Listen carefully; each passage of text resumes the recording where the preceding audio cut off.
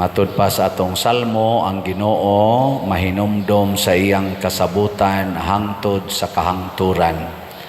Og ang kasabutan sa Ginoo usa na ni ana nahimutang aning pagampo nga iyang gitudlo nga ang kalan-o nato sa matag adlaw ihatag gid niya karong adlaw nga iya sa tang pasayloon sa atong mga sala way limit.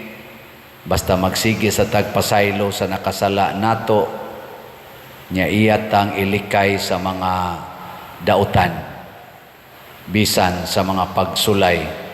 Pero ang iya lang sang ihangyo nato, nga ato sad nga batunan ang ato sang kasabutan niya.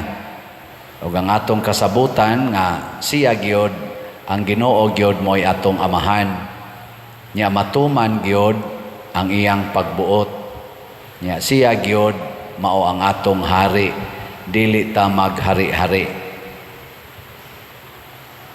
Ingna kuno nang imong tupad nga kinsay hari sa imo rong kinabuhi. Kinsa roy imong gituman, ang imong gusto o ang gustos Ginoo. Sa atong unang pagbasa hisgutan dire nga niingon si San Pablo ba nga pailob kamo kanako kay mura kog buang-buang nga masilos ko ninyo, di ko gusto nga maadto mo sa yawa kay mura mo akong mga anak nga dalaga nga akong giandam para ipapangasawa sa usalang kalalaki nga mao si Kristo.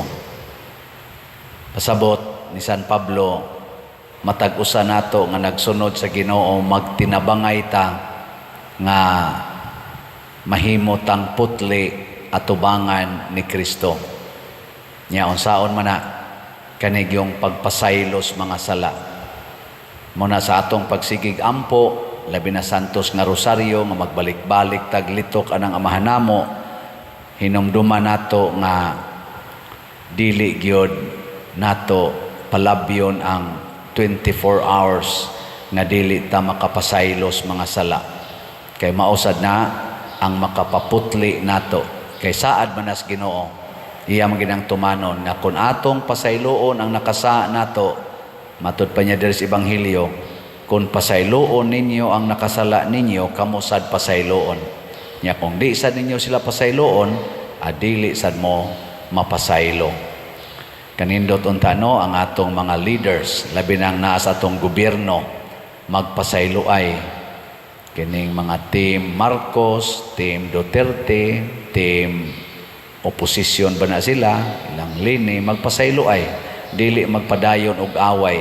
Ang mga nangapil midterm elections ug ang midaog magpasaylo ay kadtong inyong gihatagan nya wa mo butar ninyo, la pasaylo alang sad.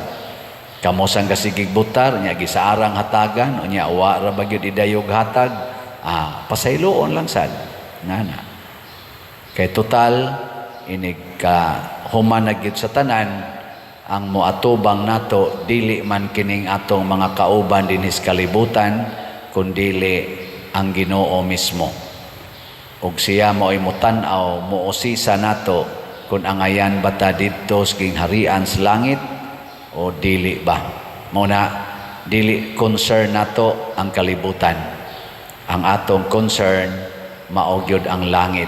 Kay tuwa didto ang tinuod nga gingharian, tuwa didto ang tinuod nga kalipay nga way katapusan. Muna dinis ato sa kalibutan, ampo kita nga dili ta ibutang sa lisod nga pagsulay, dili itugot sa Ginoo nga mahulog unta ta niining mga pagsulay nga dautan.